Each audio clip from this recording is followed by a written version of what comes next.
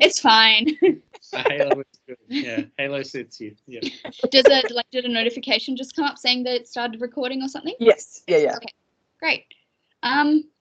Cool. So, do you want us to give you a quick spiel about our project, and then maybe you can, tell us a bit more about what you do? Great. That sounds wonderful. Nick, do you want to? Sure. So essentially what we're doing here, this project, the Grass Ceiling, is about giving a guided tour of sorts of sustainability.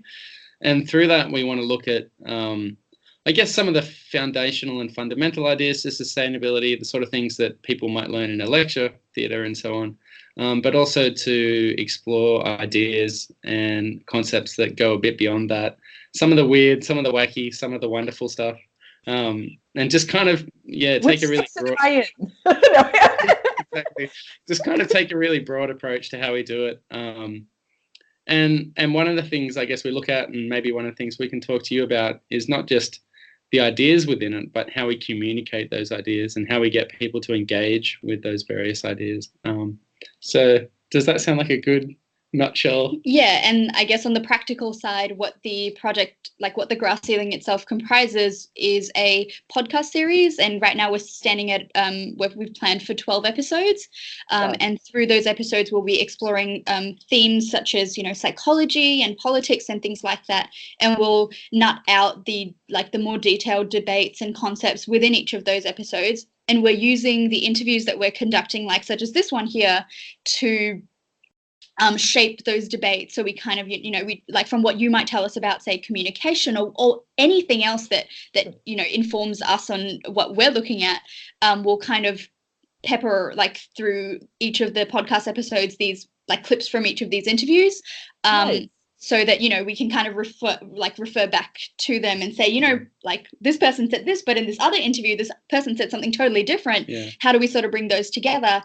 And accompanying those is going to be a series of articles which would go further into detail in some of those concepts, some of those debates that maybe we may not have had a chance to explore on air, or that we feel are important to discuss but are best discussed, say, in a writing form rather than talked about, because I think the way that people might listen, if they are listening to a podcast and it's one person just talking about a concept for 5 minutes, it is it sits a bit differently to, say, reading it on paper, because say sometimes if something's a bit jargony, you may need to refer back and go back, or maybe you need to click through for certain definitions or something. So the different communication platforms hopefully will allow for different levels of complexity for us to kind of figure out what is best talked about on air, what's best written in an essay and things like that. And this will all be in a website, so it'll be interactive, and we're still working out the bits and bobs of things, but it's pretty early days in that we've got some articles written, and Nick's been doing all the writing, and we've got a couple of interviews done, but we've yet to kind of go into the putting together the final episodes, and also putting together the website. So that's kind of where we're at. And timeline wise, we're we'll see. We'll see. We'll see. That sounds like an incredibly ambitious amount of work that you guys are gearing up to do. You get it. If that's your first response, then you get it. Yeah. So it's definitely ambitious. And I think also, I think we've tried looking, and there's really nothing out there that kind of actually puts this together, because we study sustainability at uni, and I think through the years of us even studying this subject, we have a lot of questions, and we constantly talk about how GDP may not be the best indicator for development or something like that, and something missing, but what does that mean about what is a good indicator? I feel like those debates, I've heard a lot of question marks, but I don't have the opportunity to do within a 12-week semester to actually explore what the answers are, because I only have 15,000 words, 1,500 words to write an essay. 15,000. Oh my goodness, it's like a thesis. I just finished my first book, and it's I think it's 63,000 words. So yeah, I know what you. So that's given me at least a little scope. Gosh, it sounds like what you guys are doing is really magical and so important, because I think you're right. Even sitting, so I've been to I've been to two different COPs, the climate conferences, and I go to a side event called Development and Climate Days, and even that side event is for people who are doing disaster risk reduction and climate adaptation stuff, for them to get together and talk about how do we respond well, and how do we preemptively build stuff so that we'll be in an okay state. And even in those conferences, there are certain interesting questions that aren't being asked, like in the Paris one, the big looming trade deal, the TTIP thing. And I think in Australia, there's a lot of like, stop TTIP and all this stuff, because the implications for the climate would have been huge had it gone through, but nobody was mentioning that. Do you know what I mean? In the conference. And so you're right. I think there's right that this, if you can create a forum where people with different expertise come and really want to share, that's so important. It's part of what Sustainable Stand-Up is doing, this course that I've been running now, because it's basically like, anybody who wants to make the world a better place, please come. And what that means is that we have like a climate scientist next to a humanitarian person, next to a banker who has some great insight on how to do parenting better. And we all help each other. And that means we're not competing, but we all want each other to shine and to think about these things that are hard for all of us in humanity in better ways. But that means you also get exposed to the whole spectrum of what's the climate scientist really struggling with, and how does the banker help them? You know what I mean? Like, and so it's a nice way, because sorry. So what is sustainable stand-up, like, in a nutshell? Sure. Introduce us to that idea.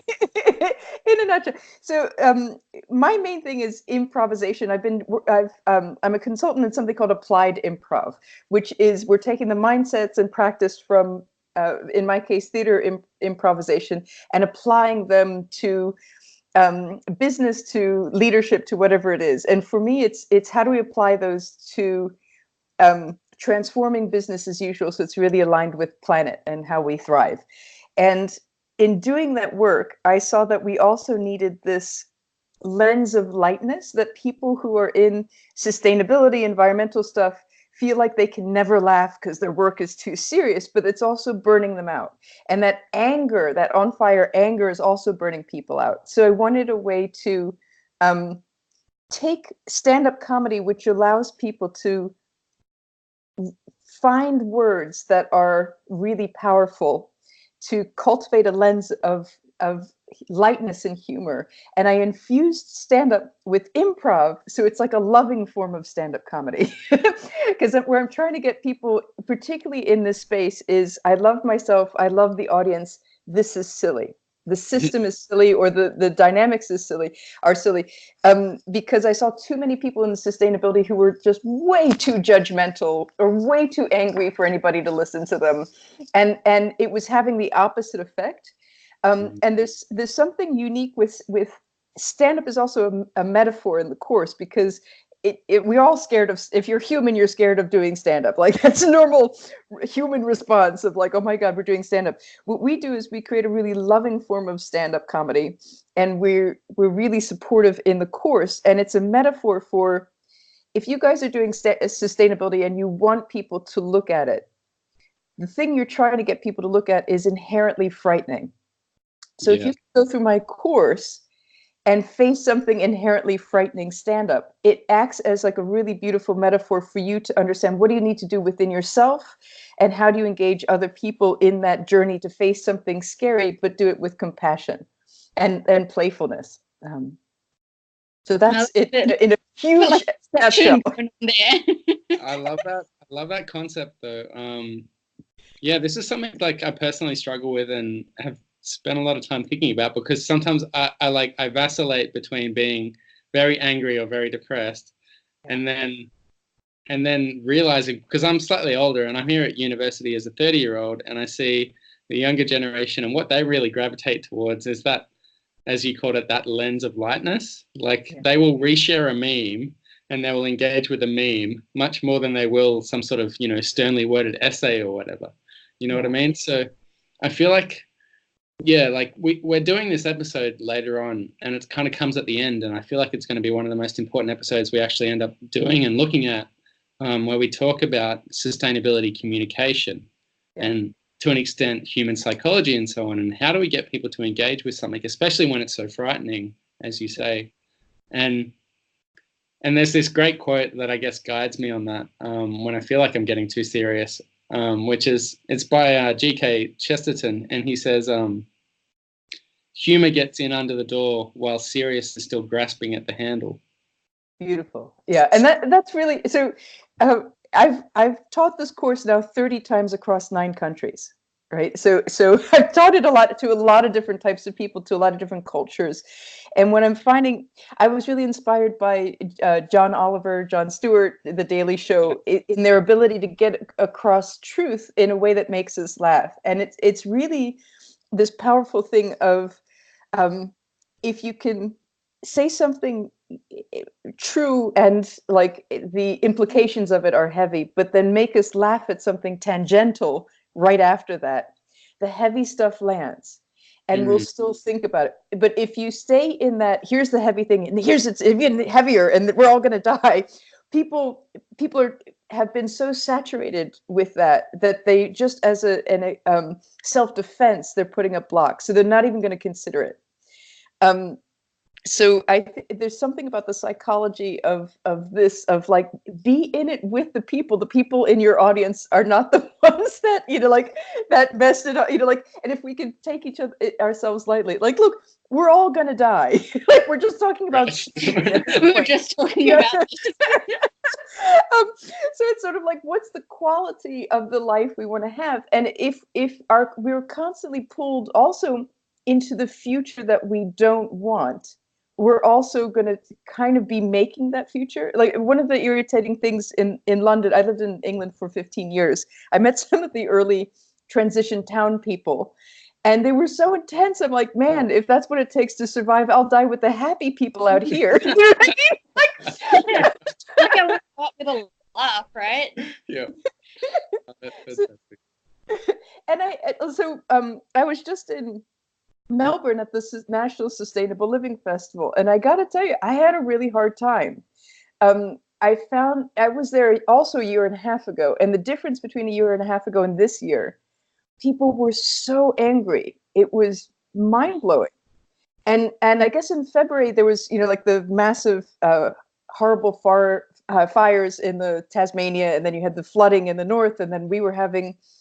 Melbourne has like temperature shifts, but this was like 40 to 16. Like, it was like really big shifts, and I found it overwhelming. Like, when I got back to Berlin, I could barely move for 2 weeks, because it was the first time that Sustainable Stand Up. We did 4 shows in Melbourne. It was the first time our shows didn't sell out. Like, we had people come, but it every time before that, it was just like, this is awesome, we're going to sell it out. And we sold out 6 shows in the Melbourne Fringe. Like, people were hungry for it, but it's almost like recently they've gone into a different mode of so on fire angry that they can't engage in this lens. So I was really thinking, like, what is mine to do given that? Because it's almost like they either need to burn it out or they need to shift states to be able to hear it again. I don't know if you know the Elizabeth Kubler-Ross grief curve, where so there's a is that curve, the denial, different stages of grief? So like denial, fear, depression, anger, depression, and then acceptance, and you sort of build and for me, this might be helpful for your psychology piece. The people in sustainability were messaging from anger, and their basic message was, if you're in denial, you're ignorant, and if you get more woke, you can be as angry as we are. It's sort of like, that's not a sexy proposition. So it's sort of like, how do we message? Like, yes, of course, we're human and we need to process this stuff, but how do we do that kind of on our own time? And when we're trying to get people en masse to take these things on board, we need to be in the acceptance. Let's build the stuff we want. Let's not make it, as they said in Cradle to Cradle, less bad, but let's make it awesome. Like, let's design for awesome. And we need to be messaging from there instead of the anger piece. so to get to I was doing a communication talk at the Sustainable Living Festival at a tent during the day, and to get to the tent where I was like, let's talk from the acceptance, not from the anger. I had to do this slalom through 5 angry activists that were like, stop the slaughter of dolphins, and I'm going like number one, I didn't slaughter a dolphin this morning, thank you. Number two, like, the people coming to the Sustainable Living Festival care already. Like, don't shout at them. Like, woo them to the beauty of what you're trying to create. Don't shout at them. And who's to say dolphins is the way I want to spend my precious time supporting versus forests versus any, so it really depressed me, I gotta say, to be at the National Sustainable Living Festival, because they were so intense, and it just made me sad. So I love what you guys are doing. I love everything you're saying. I'm just going to put it on record. This is so important. I think it's kind of ironic, right? Like, in the attempt to try and make people more passionate, if anything, being so angry might end up causing people to like shut down, because it's like, if you're not doing, like, there's this expectation that if you care about something, then you're going to do every single thing in the entire universe, rather than kind of seeing what's your capacity at a point in time, or what do you care about most, and what's your role. And I think, like, ultimately, if we're talking about change, you can't be all the change in the entire world. Like, you're not God, right. And we'll get into that whole conversation about God at some point. But there's also related to what you just said, there's an interesting ego identity thing of, if I'm angry, I prove that I care. Like, there's a logic that goes in that direction, which I think is really harmful. Like, yes, kind of the inverse of that is, if I'm laughing, then I don't care. Exactly, which is rubbish. I think a lot of comedians, they need the comedy because they're so sensitive. They pick up on the stuff that other people block out, and they need that comedic lens to lift them, and that's why they kind of go in that direction. So you're right. Like, I think they actually care more. And they need a coping mechanism. They care so much that they're willing to suppress their anger and use the kind of communication method they know is going to be more successful to get that message across, in a way. I would say it's not suppressing anger, it's transmuting it. And I think that's the difference. Yeah. So there's a thing of, if we can if you suppress anger, it becomes depression. Right. Yeah. So there's a thing of, how do you, in that darkness, find the light spots?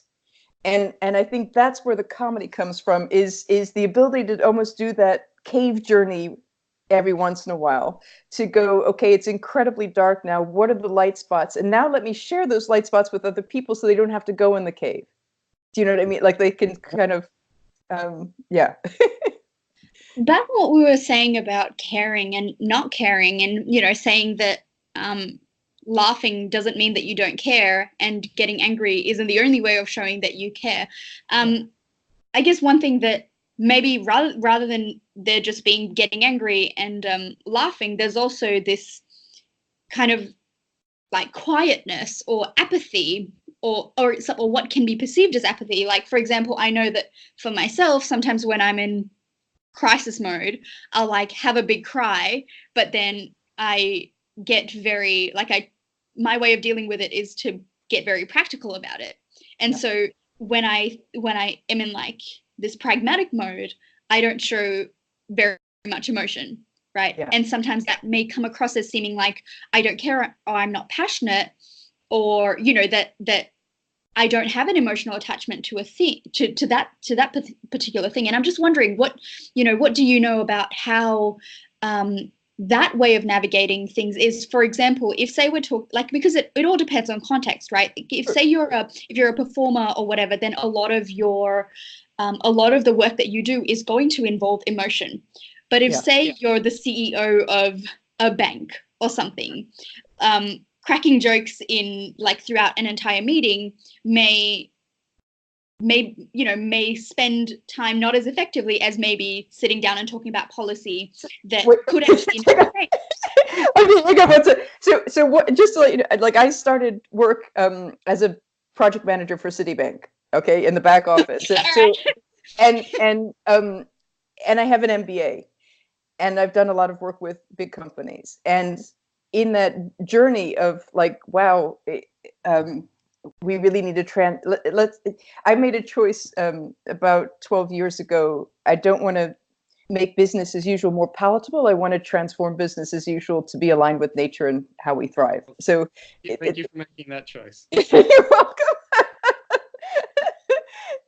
welcome. And I think so there's a few psychology studies that say if we, from Viktor Frankl, Man's Search for Meaning, he was a guy who was a psychiatrist who got picked up in the concentration camps, and he wrote a beautiful book afterwards, noticing that the people who didn't have a sense of meaning, if you lose, they were the ones at most at risk at dying in the camps. So there's something about having a sense of meaning, which is so important, which capitalism tends to, like, you are not enough, you have to buy things for meaning instead of have meaningful stuff. So and humor boosts the immune system. If you have regular laughing, it boosts the immune system. So part of what I'm doing in this course is just helping people who are overwhelmed, who feel like they can never laugh at stuff, but laugh at stuff that's kind. Some of those bankers that you were talking about laugh at mean stuff, and that's not healing. Do you know what I mean? So it's sort of, it depends on where you point it, how compassionate is it. And usually I'm very lucky, like the people who come to this course are just super nice people. Every once in a while, because when you try to do stand-up comedy, if you're not a nice person, boy, is that clear. because of the choices you make to show how you think. And I've sort of gently gone, how about framing it in this way instead? I'll give you an example. There was a sustainability guy who wanted to talk about, like consumers, they're just like lemmings, right? And we're all going to die. And I'm kind of like, like, what if you adored them? What would be the difference in your thing? Like, how can you make a point about the system, but separate it out from attacking any individual people?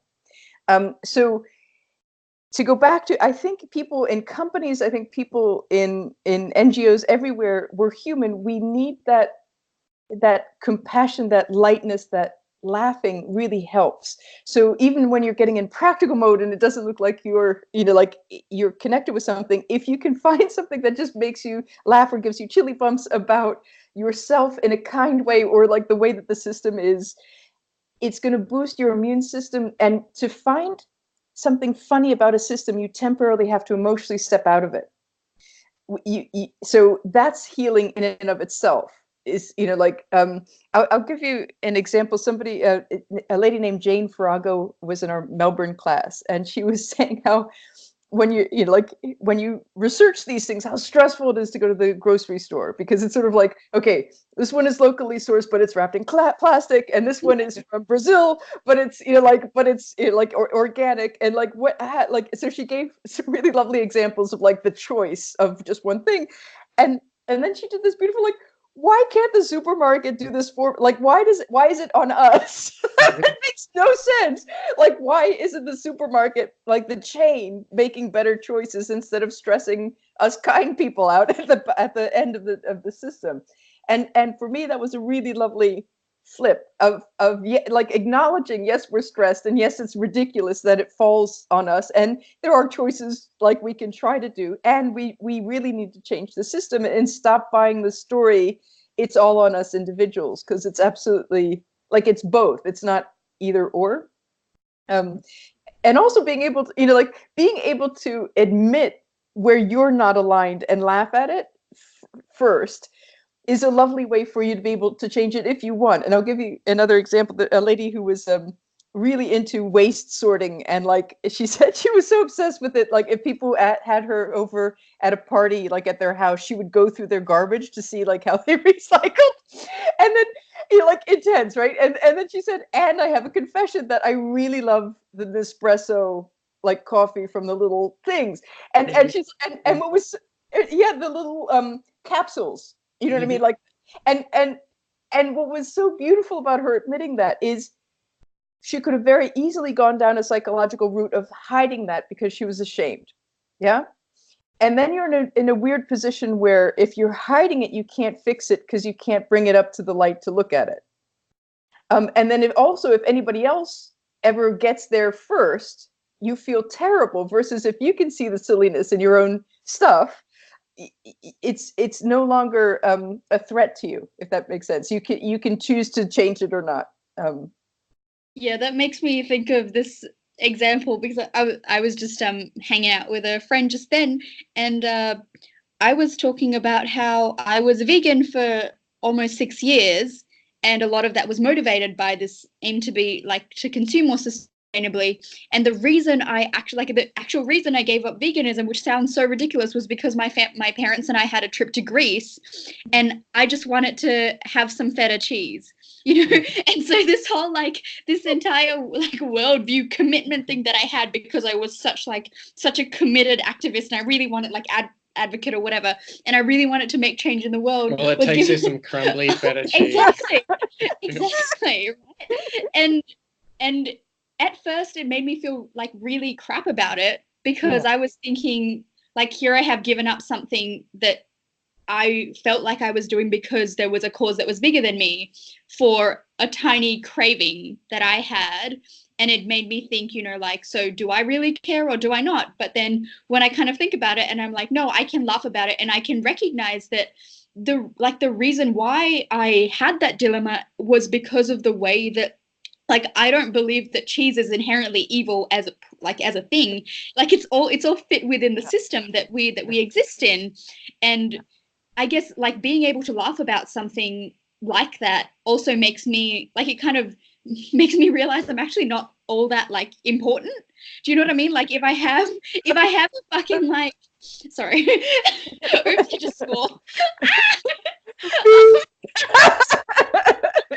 We're gonna have to cut this out. We're gonna have to put an M18 or whatever rating. It'll be fine. Notice it was the stand-up comedian who did that. Just pointing that out. It was like a spinach and feta pastry that made me give up my worldly commitment to veganism. And if my commitment is so weak that can do that, can you imagine the number of so many other billions of people in the world, and how just imagine what a blue vein cheese could do, or a nice Stilton. Oh God, I went wine tasting with my mum today, and there was a cheese platter, and I will kill all the cows in the entire world to taste cheese that good. I don't know if you want to have that as the the tagline for your podcast. I will kill all the cows in the world because I love cheese. Well, there's the thing of it's almost back to the transition town people. It's how do we hold this? If you hold the absolute all or nothing, that's joyless. We can make a lot more, we can eat less cheese, we don't have to have fed every day, but we can enjoy life and make smart choices and not have this puritanical all or nothing joyless thing. Unfortunately, I think a lot of people are falling into that. This is the way we got to go, but that's all the right wing born again intense groups that we kind of back away from. We shouldn't try to emulate that psychology for something that is about life thriving on the planet. That seems like the antithesis of what we're trying to do. if we have that psychology, that dourness around what we're trying to do. Have you noticed that humor or the sort of jokes that people might make in their performances, because you said you've been doing this for, was it 10 years or something? This particular course I've been doing for, I think, 4.5 years, okay. 5 years. Yeah. So over that time, maybe either influenced or maybe independent of what might have been happening in, say, their home countries or in the global economy or whatever it is, have you noticed certain trends in how people crack jokes or what sorts of jokes they crack? And I'm just curious about the trends in what you're seeing coming to your course over the years. I'm trying to create a very specific form. So most of the 95% of the people coming into my course have never done a stand-up comedy course before. And I prefer that so that they don't have kind of the bad habits of just get a laugh and it doesn't matter what it's about. I use the improv stuff because improv is actually a technology that is designed to help us be kind and generous and present when we're afraid. So for me, because stand-ups are afraid, and that's a lot of times why they're going negative. I often talk about, like if you go to an open mic night, you will definitely see, and my apologies, Nick, it's usually a guy going, I hate myself, I hate you, I want to fuck you, good night. And he leaves. And it's sort of like, what was that? And comedians have permission to tell the truth. So it's sort of my invitation for the course is tell a beautiful truth, tell the truth that it's going to be healing for us to hear and make us laugh about it. And in the laughing, also tell us like what we should have, be solution focused. Like if that's what we don't want, what do we want? And make it silly and have aspects of the stuff we really want. So that can land too. And even the idea that things can be different and beautiful instead of apocalyptic and Mad Max-esque.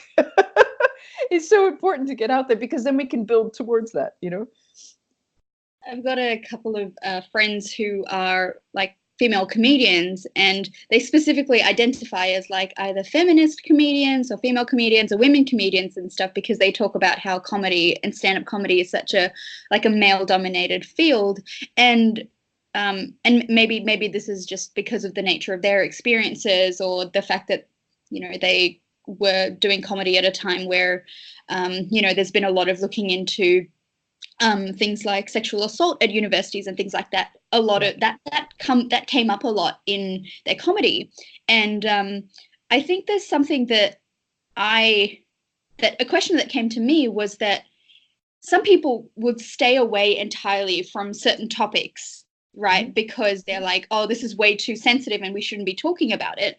But then if we actually were to go into what is it that is being laughed at?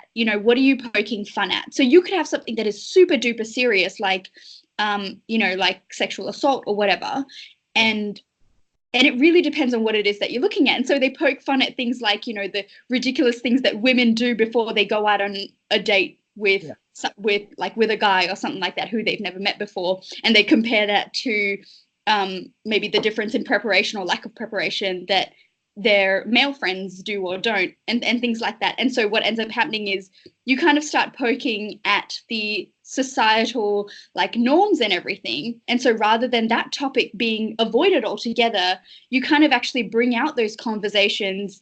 And rather than you saying this is wrong and this should change and everything, you actually get the audience to think like, oh, hey, that's true. Like, why is it? And I think I can't remember. It was probably me having cracked a really funny joke at the dinner table and wanting to pat myself on the back. But I think I was reading an article once, probably in the conversation by academics or something, talking about the intelligence of humor and the unique place that it has in being able to poke at some uncomfortable things while still keeping it light. And then, like you said earlier, still having that aftertaste of reflection that the person who's heard the joke is like, oh, wait, hold up. Like what they said was actually true. And now I'm thinking about it and I'm going to go away from this experience actually thinking moving forward, maybe making change in my own life. And I think that's quite a non-confronting way to do it. And in some ways it's kinder than, it's a lot kinder than screaming at someone and saying, like fuck you and fuck your cheese. One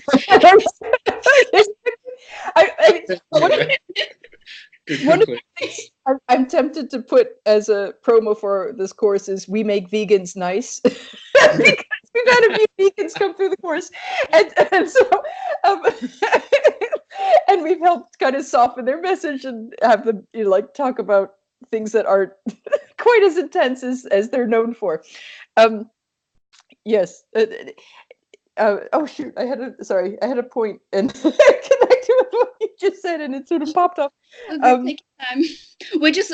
the way, we're just going to take the footage of you thinking about what you're going to say, and that's going to be the only bit of this interview we're going to feature in our podcast. None of the things that you say is going to go in. Oh, good. That's what I was saying. You were talking about trends, and I do think Trevor Noah, John Oliver, Samantha Bee, all of these guys have brought in this really lovely wave of smart comedy. You know, like, play to the top of your intelligence. Let's think about this stuff, especially at a time, particularly in the United States, where there's kind of an anti-science, anti-intellectualism backlash. So I'm not sure what's happening in Australia. Like, I was introduced by, God, what's his name? Quite the same, I'd say, in Australia. Yeah, definitely the same. Yeah. I do you know Rod Quantock?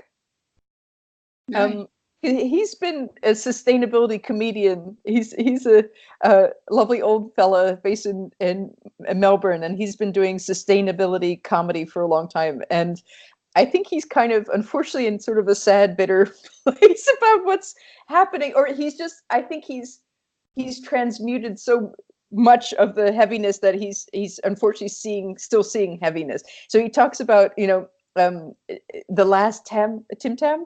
Or like basically, if we hit a certain point, we're not going to be able to make Tim Tams anymore, and stuff like that. Well, that's one of his angles, and he was delightful. He actually introduced me at a talk with some other people at the Australian refrigeration and air conditioning something. It was a group that meets quarterly, and it was me, a green building expert, architect, and the guy who runs the Eden Project in the UK, who I brought over, and what was Rod really shone on that night of being able to get away with saying the stuff that we don't normally say. So I think this goes back to the beginning of what you guys said, is that there's certain things that people aren't saying, and if you can say it lovingly and with humor and in a smart way, people will hear it, and because they're hungry to hear it. Like, we know that certain things are not being said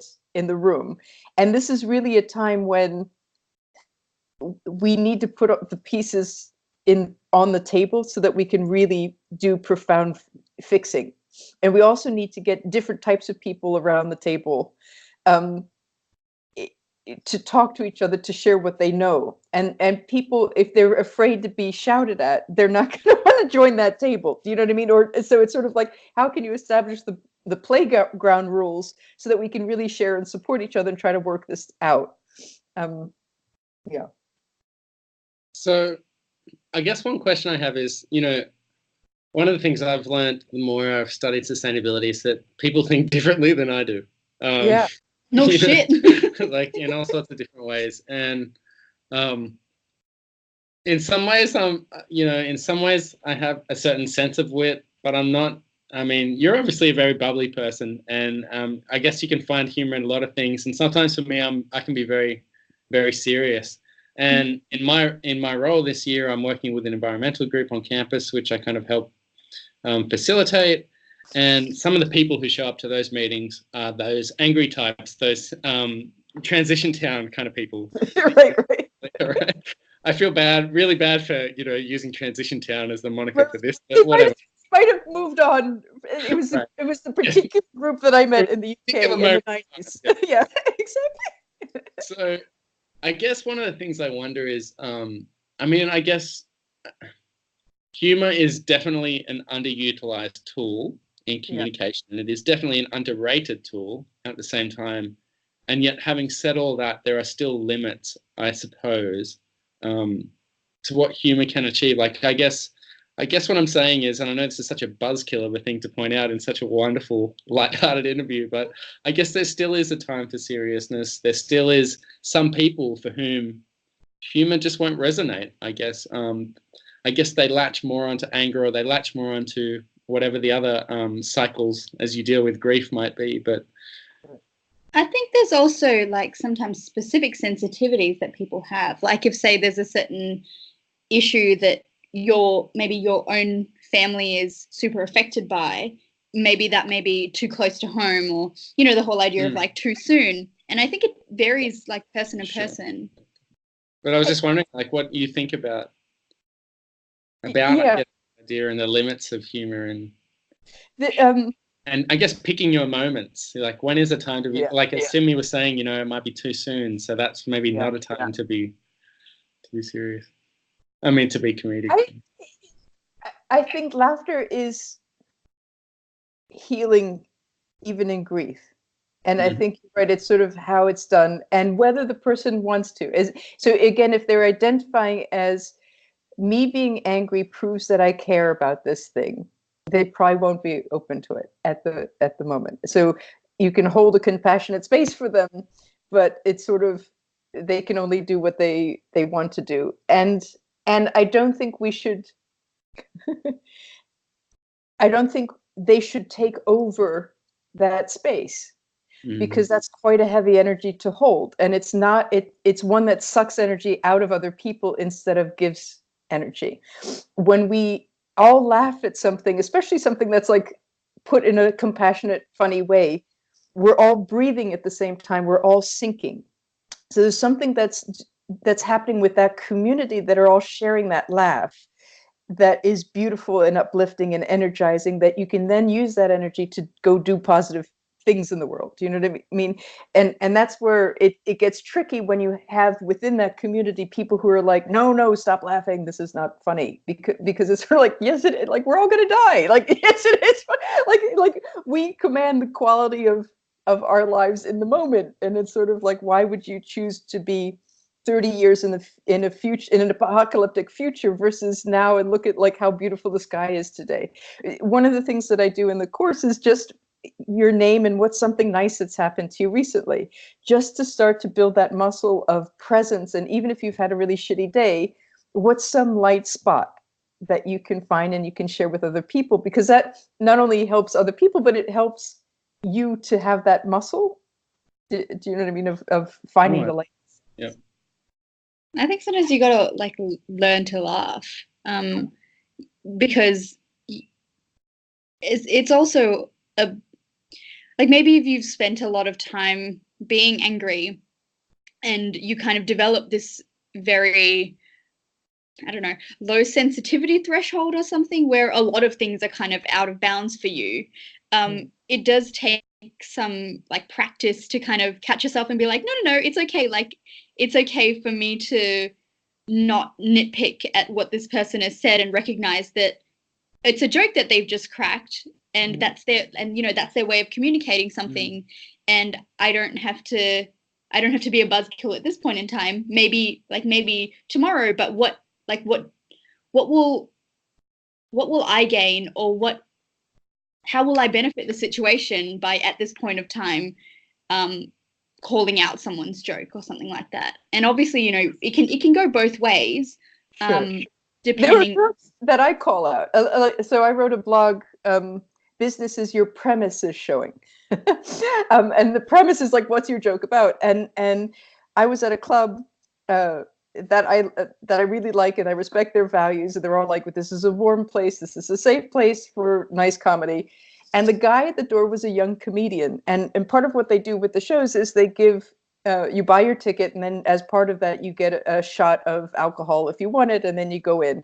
And it looked like they were different colors or different flavors. So I said, oh, what's the different, are there different flavors? He said, no, they're all the same, but one has Rohypnol in it. And I'm like, fucking hell, that's a rape joke. That's a rape joke to a single woman who, like, that is so inappropriate for a space that is saying we are a safe space. And the premise of that joke is, we have arranged for one of you to be raped this evening.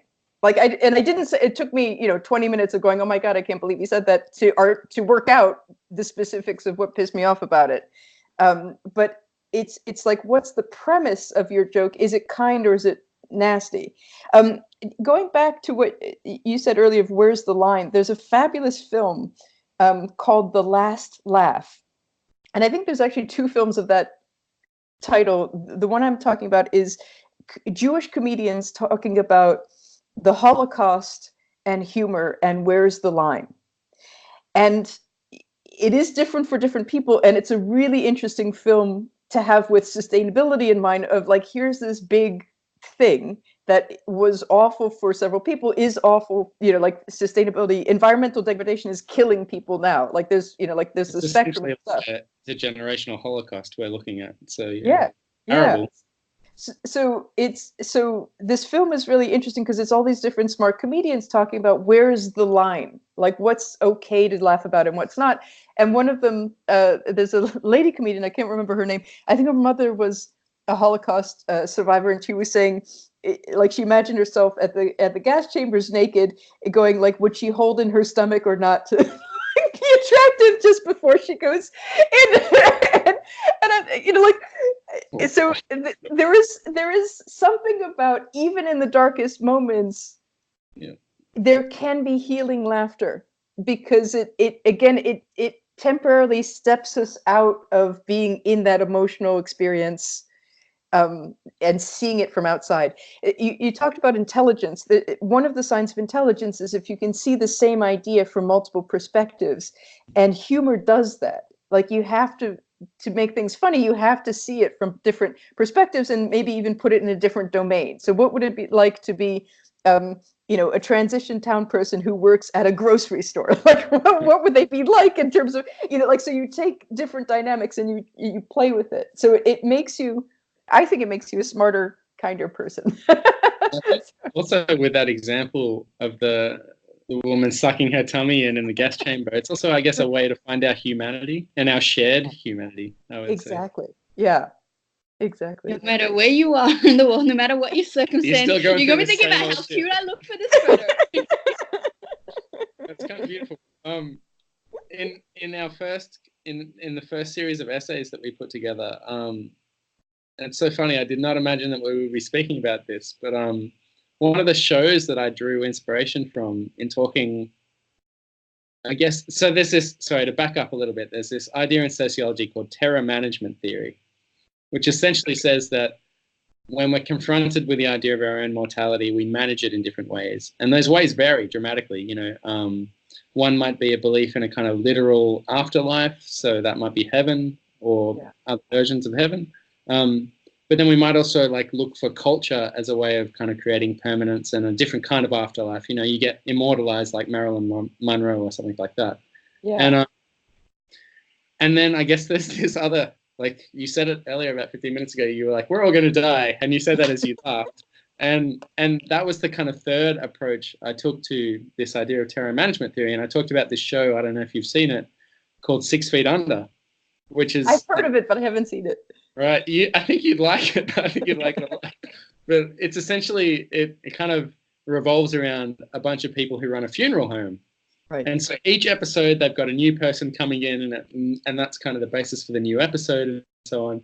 And it's a different look at death and so on. But it's as grim as it gets sometimes, as deep and profoundly moving as it is, comedy is the kind of central theme to the whole show. I quoted this thing, I quoted an article about it, which said that just as people have to die to make life important, people on 6 Feet Under joke to make serious moments matter. Nice. That's beautiful. Yeah, I just felt like a lot of what you're saying there is encapsulating that, I guess.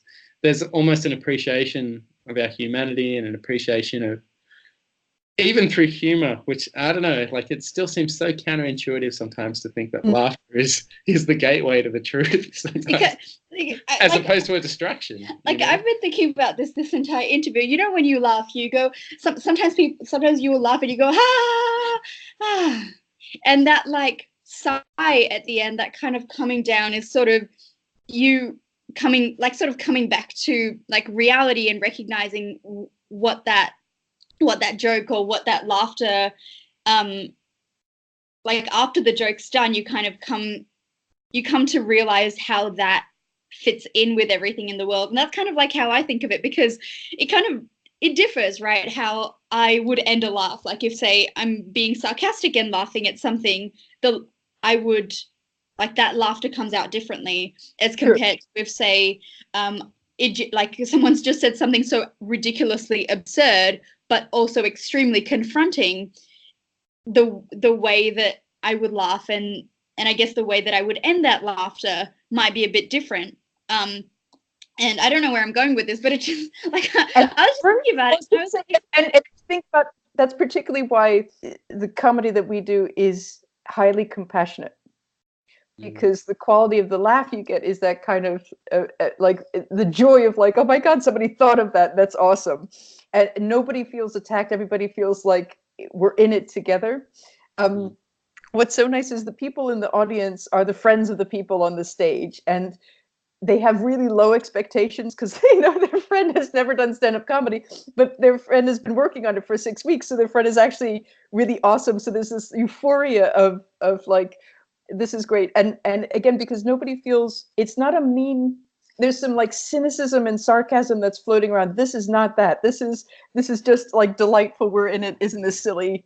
And it's meaningful too. So it's we're talking about climate change. We're talking about conscious consumerism or veganism or whatever it is.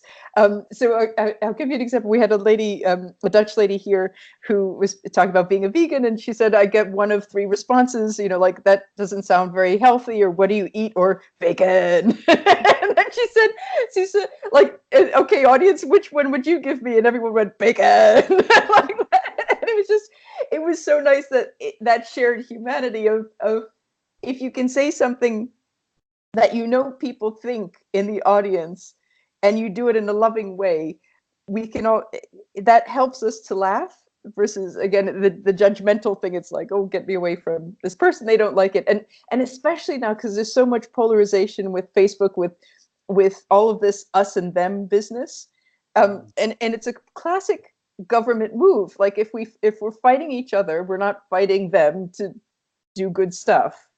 So it's how can we overcome this? So also, I guess comedy is not just as a force that humanizes us and brings us, but also one that brings us together and unified. Absolutely. Yeah. Because we need all hands on deck at the moment. So. And I honestly feel that, like, when you're talking about making vegans nice and so on, like, if they could just be a little more self-deprecating, I feel like their message would resonate, much further. Just a little bit of.